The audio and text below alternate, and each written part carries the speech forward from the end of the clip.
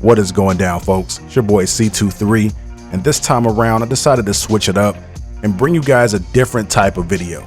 Now, everybody knows that the NBA free agency gets underway July 1st, and as of this video, both LeBron James and Carmelo Anthony have opted out of their existing contracts, and that pretty much guarantees the next few weeks are just going to be crazy. So with that said, you may now be wondering, why is it that you're looking at an article on ESPN.com? Well, back on June 23rd, ESPN Senior Writer Ramona Shelburne wrote a pretty interesting article entitled "Don't Sell the Lakers Short." And if you want to check it out, I'm going to leave a link in the description below. I highly recommend that you check it out because it's a pretty good read, especially for Lakers fans. But anyways, the article generated so much buzz that ESPN invited Ramona onto the Evening Sports Center to talk a little bit more about the article and to also share some thoughts on free agency in general. So what I'm going to do in this video is show you Ramona Shelburne's interview from SportsCenter and then give you my thoughts on a couple key points regarding the Lakers and free agency. Let's get into it. What are the chances that we could see a big three of Kobe, LeBron, and Melo in LA? Well, from your lips to the Lakers' dreams, right? I mean, that is the big idea that they have had all along. They've structured all of their contracts to come off the books this year. They gave Kobe Bryant that extension so that they would have at least one superstar to build around.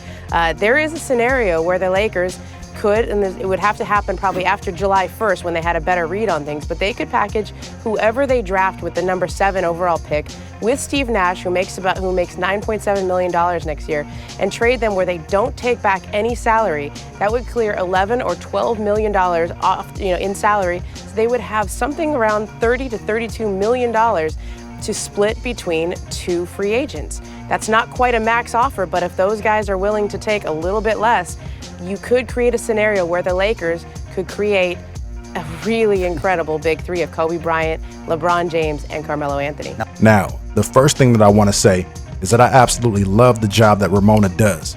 She's a great writer and an absolutely phenomenal reporter. Whenever she's on 710 ESPN radio out here in LA, I always make it a point to tune in. Simply put, she knows what the hell she's talking about. Now, mind you, she didn't actually report anything in the interview. It's all speculation, so I was forced to scale back my original thoughts on it. But there were a couple of things that she said that actually made me think, as a Lakers fan, that the Lakers do have a legitimate shot at landing Carmelo Anthony and LeBron James. But then I began to look at the situation a little bit more objectively, and that's when it hit me that we are very unlikely to land LeBron and Carmelo. And I'll tell you why. The first thing that she said that really jumped out at me was that to make this idea even possible, we'd have to trade Steve Nash and his ridiculous $9.7 million contract along with the number 7 overall pick, whoever that may be. Okay, so say the Lakers actually pull that off and they ship Nash off to Toronto or somewhere. The only players that the Lakers would then have under contract would be Kendall Marshall, Robert Sacre, and Kobe Bryant. Not to mention, we don't even have a head coach. So how appealing is this destination, really? Wait, let's hold that thought. I'll come back to that in a second. But now, let's talk salary. You have two superstars who are arguably in the primes of their careers, who, if they decide to stay with their current teams, will earn up to a max of $130 million over 5 years. That's roughly $26 million a year, depending on how the deal's structured.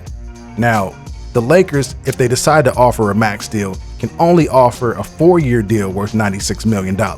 The problem with that is, according to Ramona Shelburne's interview, is that the Lakers will only have $30 to $32 million in free cap space to actually fit these two superstars in. And let's not forget, LeBron already took a pay cut to sign with Miami a few years back. And yes, I know LeBron makes $80 million a year off the court with endorsements and other endeavors, but are you really going to ask him to take less money than he made last year in Miami? That's a tough pill to swallow. My point here is, folks, that the Lakers do not have the available cap space to offer both Carmelo and LeBron max deals. It's just not happening.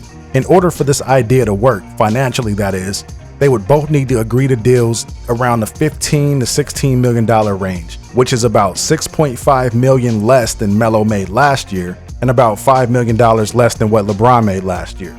Okay, now that we've made this deal theoretically work financially, it brings me back to my original point of who is currently on this Lakers roster other than Kobe Bryant that would make LeBron and Carmelo both want to come to LA and play for the Lakers.